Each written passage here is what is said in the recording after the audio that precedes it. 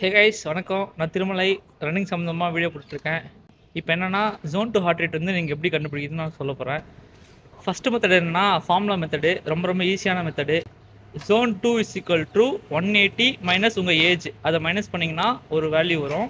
அந்த வேல்யூலேருந்து 10 மைனஸ் பண்ணிக்கோங்க. இப்போ பார்த்தீங்கன்னா என்னோட ஏஜ் வந்து 22. அப்போ 180 மைனஸ் 22 போட்டிங்கன்னா 158 வரும்.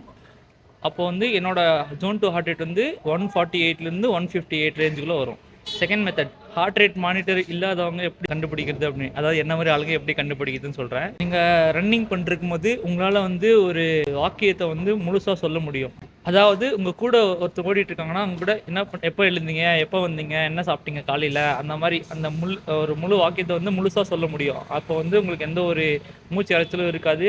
அதே மாதிரி உங்களோட ப்ரீத் லெவலில் வந்து ரொம்ப ஸ்ட்ரெஸ்ஸாக இருக்காது, ஸ்மூத்தாக இருக்கும்.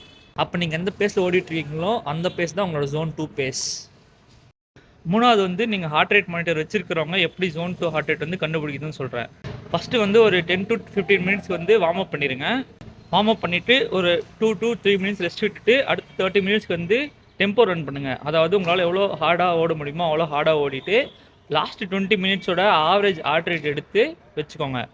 அந்த ஹார்ட் ரேட் வந்து லாக்டேட் த்ரெஷ்ஹோல்டு ஹார்ட் ரேட்னு சொல்லுவாங்க. அதிலிருந்து 80 to 85% ஆஃப் ஹார்ட் ரேட் தான் உங்களோட ஜோன் 2 ஹார்ட் ரேட்டு. நான் தெளிவாக சொல்லியிருக்கேன்னு நினைக்கிறேன். உங்களுக்கு ஏதாச்சும் டவுட் இருந்துச்சுன்னா கமெண்ட்டில் கேளுங்க, நான் கண்டிப்பாக ரிப்ளை பண்ணுறேன். இதே மாதிரி நிறைய யூஸ்ஃபுல்லான டிப்ஸுக்கு வந்து ஃபாலோ பண்ணிக்கோங்க. Thank you so much.